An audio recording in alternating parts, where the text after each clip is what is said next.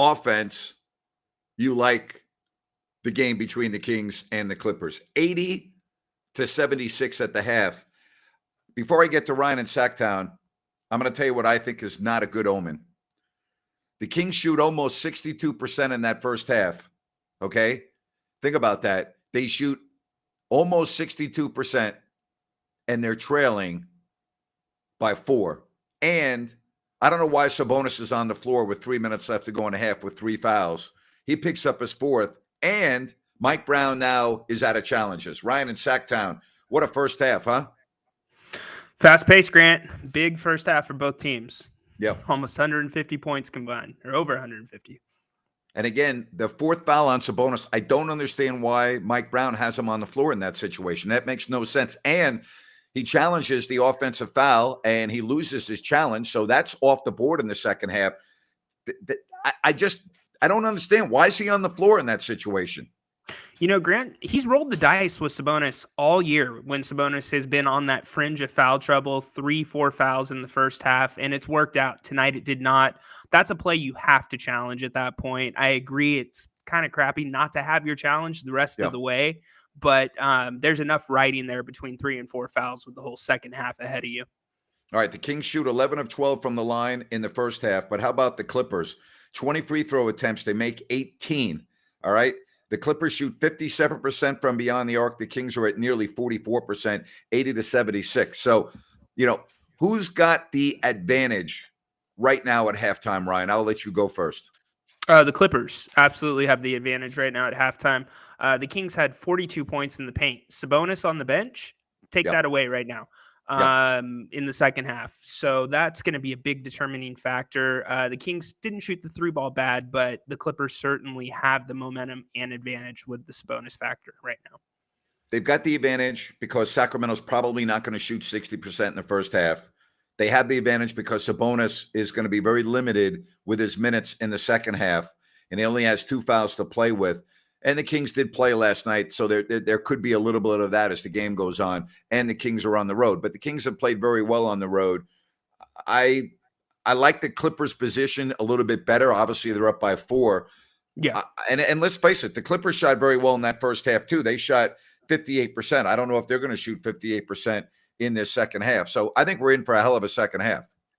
Yeah, I think it's going to be a great second half. I mean, the Kings, they've got to draw some more fouls. And don't put this on the refs and you say that it's lopsided right now with the foul calls. Be more physical. That's what the Kings have to do.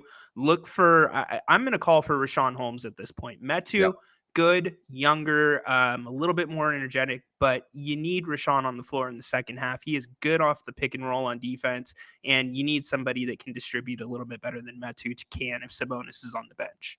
I mean, he didn't even play in the first half, so I'm with you. Yeah. I'm with you. Again, I disagree with Mike Brown's decision to keep Sabonis on the floor there, regardless of what he's done previously. There's no reason in a close game with 3 minutes left to have your best player on the floor. It doesn't make sense to me.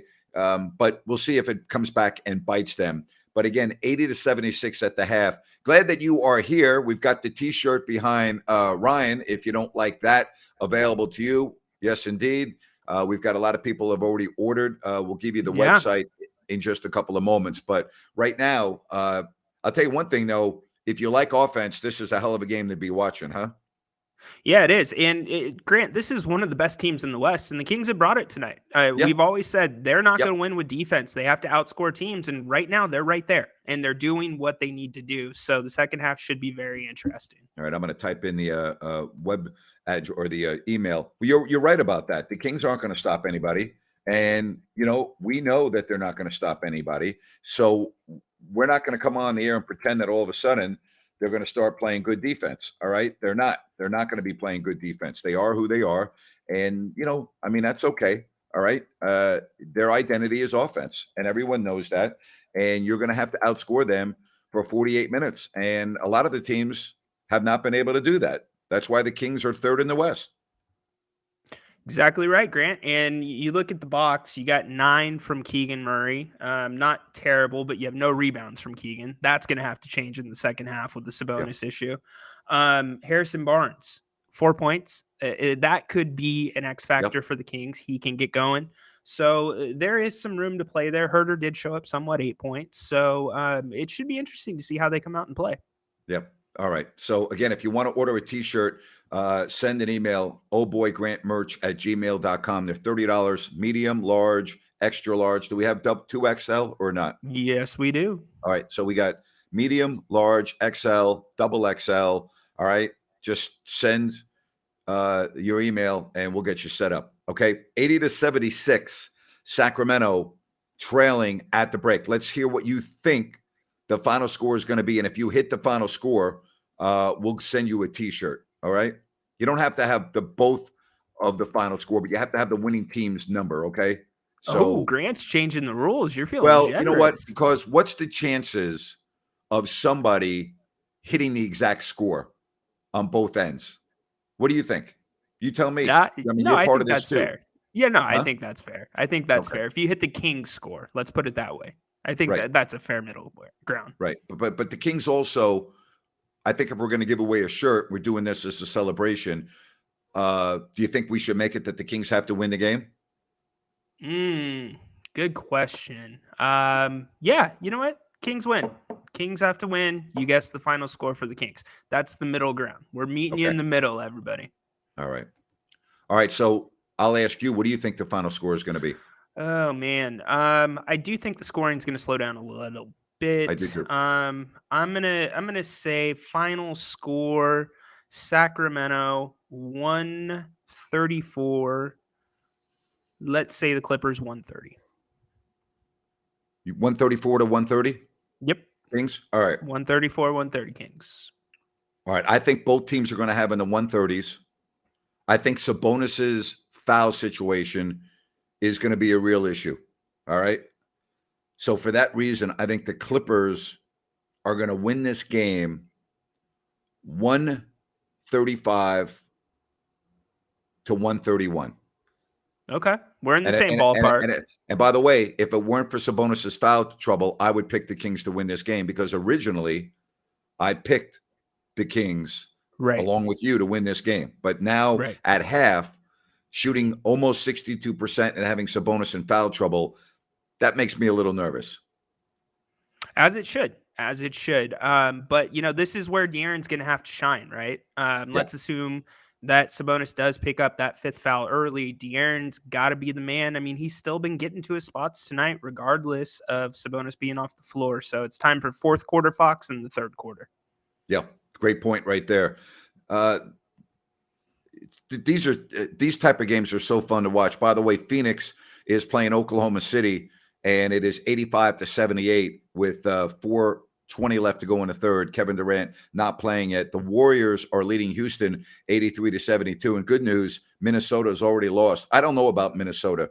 They're not showing any ability to go on a win streak. They lose at home to Charlotte. I just can't. It's a tough one. Do you agree with me? Yeah, I agree with you. The formula for them didn't make sense from the start of the season with the acquisition of Gobert. Hopefully Conley was going to stabilize things to a degree, but I just don't see it, Grant. Hey, great that people are at Bennett's watching a game. Hey, and I love to hear that because Bennett's has 2 locations, with the third coming to Rockland, Roseville on Eureka and Lead Hill, and in Sacramento on Howe and Fair Oaks, formerly Banderas. The weekend brunch, highly recommend it. They have prime seafood and steaks. It's incredible. I love the redfish with the sauteed spinach if I'm going seafood. If I'm going steak, I love the bone-in ribeye. They also have porterhouse. They have prime New Yorks. They have great fillets. They have hanger steak. They have it all. Bennett's. And I'm very happy that we actually have somebody watching us from Bennett's having a great time. Absolutely love to hear that. Thank you very much. That is awesome. Enjoy your meal. Yeah, absolutely. And hopefully enjoy a Kings victory as, again, 80-76 at the break. All right. What have you thought of the Clippers now on the floor all together at the same time? Do you look at this as a dangerous team in the final 25 games? I do. They're deep, Grant. They're deep. Westbrook tonight, I was a little surprised he got the start, but if he plays the way that he played tonight or so far in the first half, he can be an asset for them. It's not Russell being Russell, but yeah, the Clippers, they're the real deal. And Yep. again, this is their first game out of the break, and this is the first time having everybody together back. So, what are your thoughts on the Clippers? Dangerous, dangerous. So that is for sure. I just got a message about Shea Gilgeous-Alexander not playing. I didn't know that. He is not playing in the game tonight. And I'm looking at the injury report, and all it says is out. Normally, if you're out with an injury, it Mm. says why. But on the Oklahoma City Thunder webpage, they're not giving a reason. They're only saying that he's out. Are you aware of anything with Shea Gilgeous-Alexander? Because I'm not. I'm not, but OKC's PR team must have been watching the show last night. They didn't want to put rest behind him. They knew they knew what was coming from him, from Oh my Naves. gosh. So, I don't know. But you're right. I can't ankle imagine injury. ankle. Somebody Ankle. says ankle injury. Yeah, All right. Well, that could be a huge break for Sacramento. huge, All huge, right. huge, huge. All right. So there we go. Ankle injury. They didn't have that listed on the injury report. I'll tell you, if he does not play against Sacramento, the Kings will win both those games in Oklahoma City. We always talk about the breaks. The Kings have had a lot of breaks this year. They've also, take advantage of the breaks. So I'm not knocking them for that. All I'm saying is they have received a lot of breaks this year, and they have taken full advantage of them, and that's why they're 8 games over 500. Yeah, it would be a huge break. I don't know if they go 2-0 against OKC without SGA, but yeah, they've taken advantage of the opportunities they've been given. That's what you got to Yep. do. Does anyone know the severity of the ankle injury? Have you heard? Because I'm looking and I still have not found anything. So Yeah, if you heard it, huh? yeah. I was I, going to say somebody said hip too, so it's probably up in the air at this point. okay. So that would have occurred in the game 2 nights In the ago game, against the Jazz, or last night against the Jazz. yeah, Yeah. Not 2 nights yep, ago, last night. All yep. right. How about that? All right. 88-81, that score now.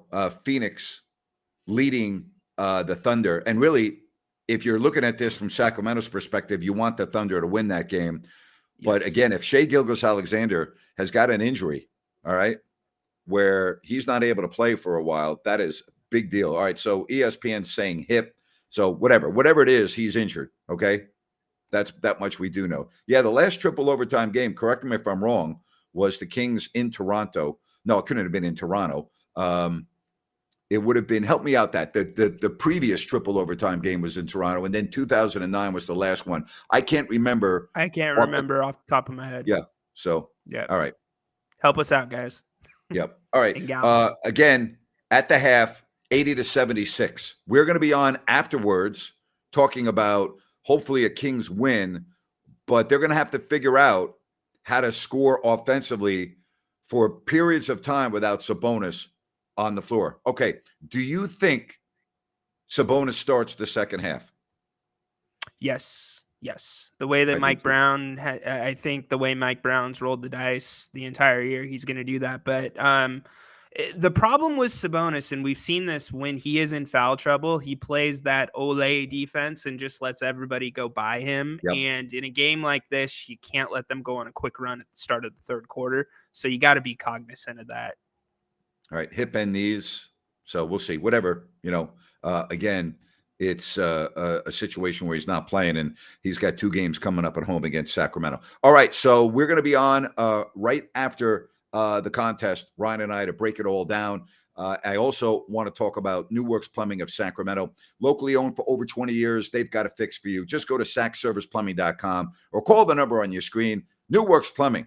They've got a fix for you. So you think we're going to be talking about a Kings win, huh? I do. I do. All right. Light the beam through the snow. Yeah, this would be huge, boy. If you could win a game like this at this pace, where you know that Sabonis is not going to be able to play his regular minutes in the second half, that would be huge. And again, I'm looking on the horizon, which I probably shouldn't do. But if if Shea Gilgeous-Alexander is unable to play in the next 2 games against the Kings could literally be having a not a good start, a great start coming out of the gate. Yeah, and that would be the break that they need. But tonight, Grant, these are the games. Again, we reinforced this when we predicted all 25. Tonight's games are the ones that they absolutely need to have, and this is their proving ground. So Absolutely. let's see what they do in the second half.